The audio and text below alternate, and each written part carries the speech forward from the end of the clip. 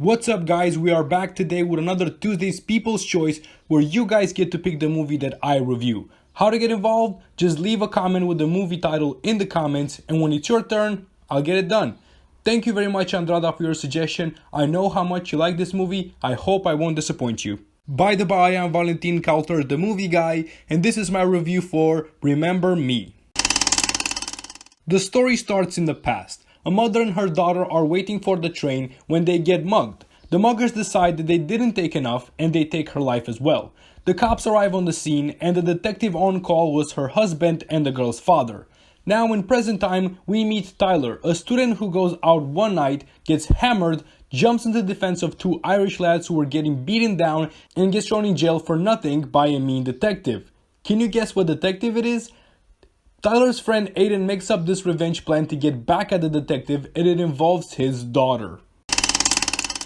Let's start with the negatives. Tyler is the protagonist and I didn't really like him. He's just not the type of character that I like. You know, he's the bad boy, rebel type who is also concerned for the human condition and his role in the world. He's the tough guy whose heart gets melted. He's not my type of character. One of the scenes that made me hate Tyler was the dinner between him, Ali, and his father, Charles. The atmosphere was nice. Charles was interested in Ali. He kept asking her questions about her future. Then they started talking about baseball. And then Tyler, who was drinking heavily all throughout the scene, starts getting confrontational with his father about baseball. He ruined this occasion, the first time that Charles meets Ali, because of his rebel nature. And another scene where my hate for Tyler grew was the argument with his dad after Charles missed Caroline's exhibition, Caroline being Charles's daughter. And he started blaming him for stuff and saying things like, "You don't care about us." And then Charles tells him exactly how it is.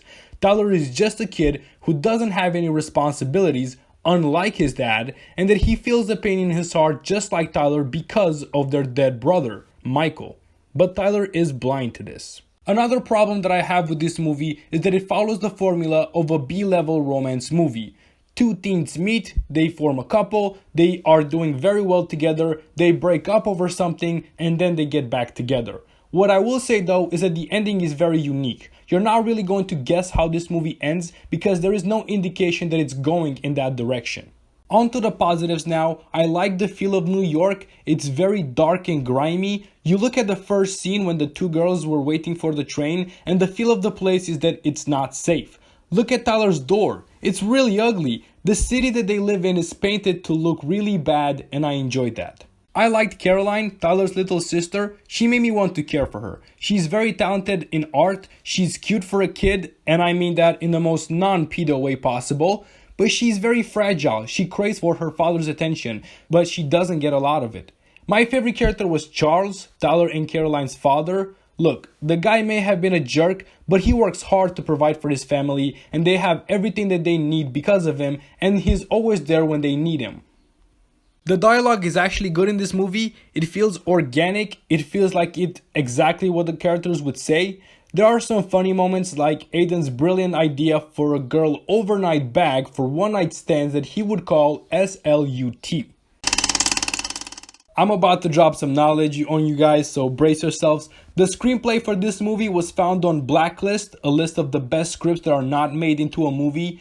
The movie's original name was supposed to be Memoirs, and the role of Ali was hard to cast. The part went to Emily de Ravin. The main problem with her though is that she is much smaller than Robert Pattinson. She is 5'2", which is 157 centimeters, and he is 6'1", which is 185 centimeters. The cast features some notable names. A lot of people knew Robert Pattinson from his role in Twilight. Emily de Ravin played in Lost. Pierce Brosnan is also in this movie. Robert Pattinson had one of his romance performances. I don't really like him in romance movies. I don't think he fits into them. He plays Tyler a bit better than he played Edward Cullen from Twilight, but not by much. Emily is alright, decent without being spectacular. Pierce Brosnan was a standout performer. I love his mannerism, his deliveries, his expression. He was really good and stole the few scenes where he was on screen. My favorite scene was the first date between Tyler and Allie. I liked it a lot because we got to know Allie a little bit better. We are introduced to her eat the dessert first rule because you can die at any moment. She did witness this with her own eyes after all. Then they go to the carnival and Tyler wins her a panda. Well, he bribes the clerk to give her a panda. And then he convinces her to have their first kiss. It was pretty great.